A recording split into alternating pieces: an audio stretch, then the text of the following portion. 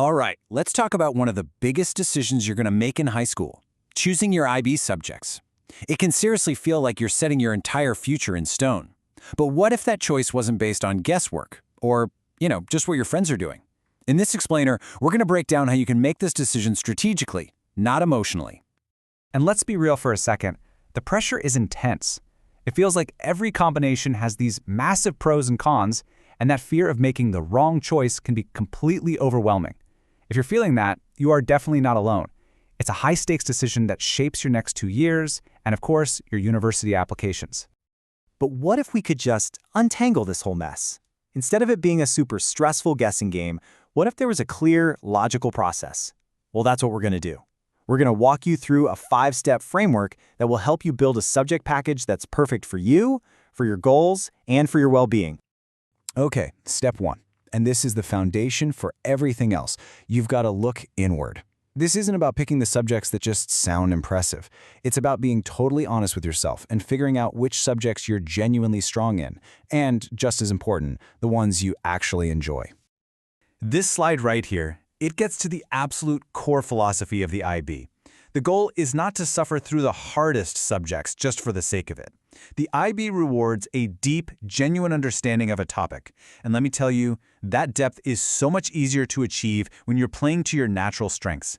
Choosing what you're good at over what you think you should struggle with is the smartest first move you can make.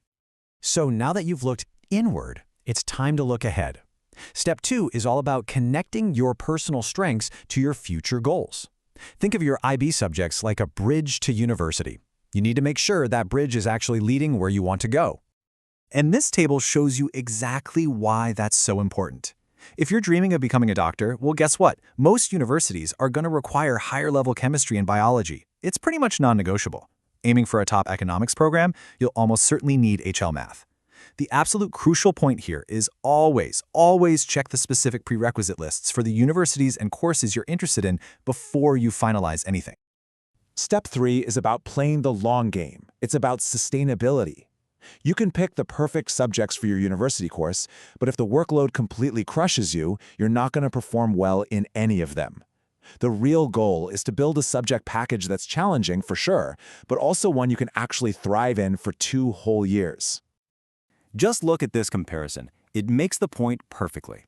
On the left, you've got the burnout combo. It looks amazing on paper, but the day-to-day reality of juggling 3 of the most demanding HLs, it can be absolutely brutal. The strategic approach on the right is so much smarter. You cover your university requirements with 1 or 2 tough HLs, and then you add an HL on a subject you genuinely love. That passion project will actually give you energy, not be another drain. Okay, for step 4, we need to look beyond just your 6 subjects. Let's talk about the IB core. That's Theory of Knowledge, the Extended Essay, and CAS. They're mandatory, and trust me, they're not just extra work. They're actually designed to give you a serious edge. Understanding why they're there will make the next 2 years so much easier. Because these core components are where you develop the exact skills that universities are really looking for. TOK teaches you how to build a rock-solid argument. The Extended Essay, that's your first real taste of independent university-level research. And CAS develops your ability to reflect on what you're doing. These are the skills that scream to universities, hey, I'm ready for what's next. And our final step, this is where you bring it all together. You've looked inward at your strengths, you've looked forward to your goals, and you've created a balanced plan. Now, it's time to gather some real-world intelligence from the people who know the system best. And man, this quote is so true.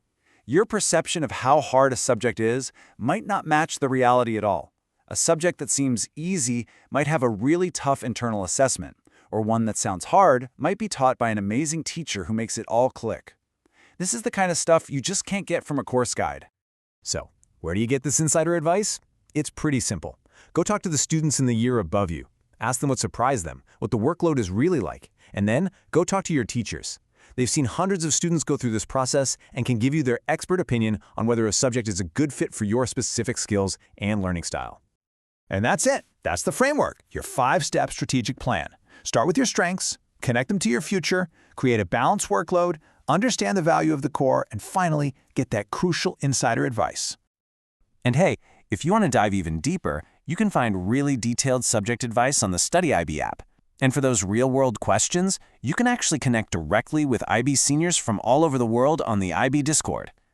Because ultimately, this isn't just about picking 6 classes. It's about building a 2-year experience that's going to challenge you, engage you, and set you up for success. These choices are really the first chapter of your academic story. So, the only question left is, what will yours be?